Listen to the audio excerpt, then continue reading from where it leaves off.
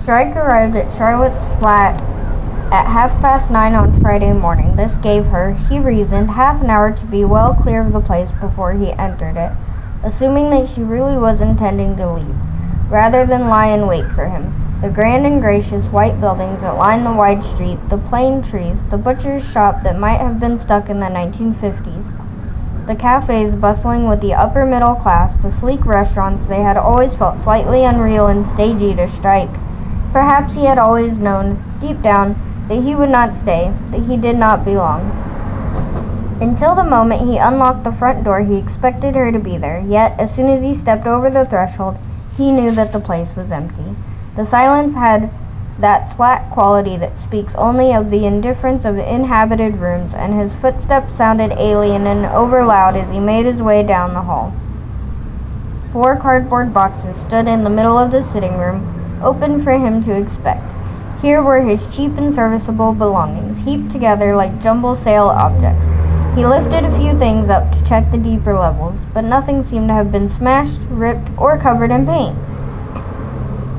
Other people his age had houses and washing machines, cars and television sets, furniture and gardens, and mountain bikes and lawn mowers. He had 4 boxes of crap and set of matchless memories.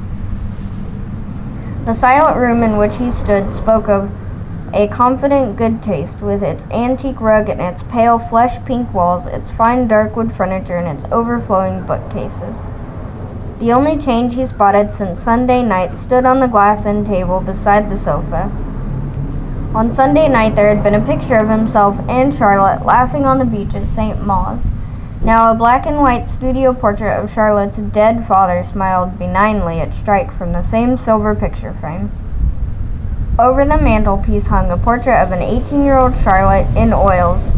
It showed the face of a Florentine angel in a cloud of long dark hair.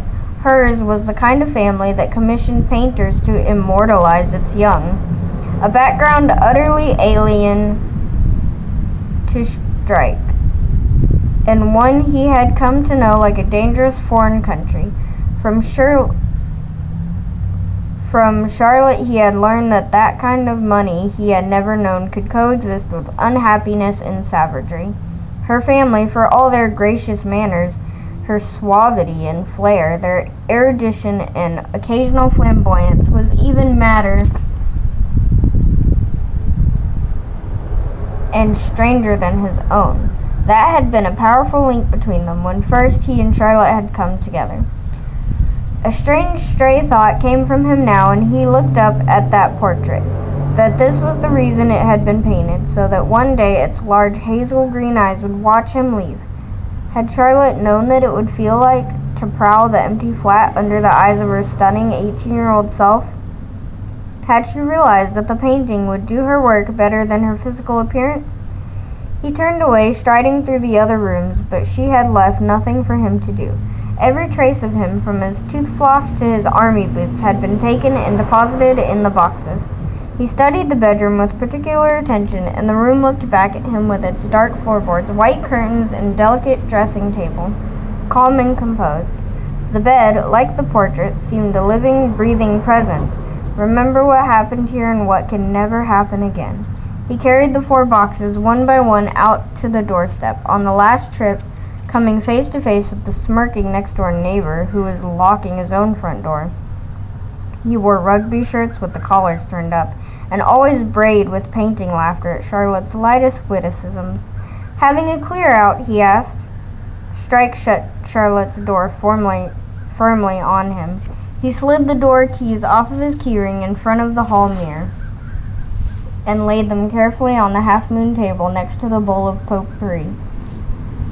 Strike's face in the glass was creviced and dirty-looking, his right eye still puffy, yellow and mauve. A voice from 17 years before came to him in silence.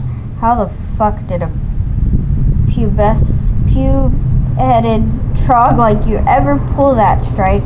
And it seemed incredible that he had, as he stood there in the hall he would never see again.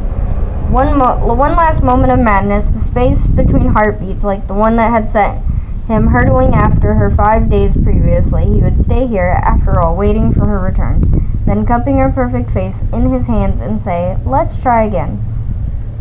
But they had already tried, again and again and again, and always.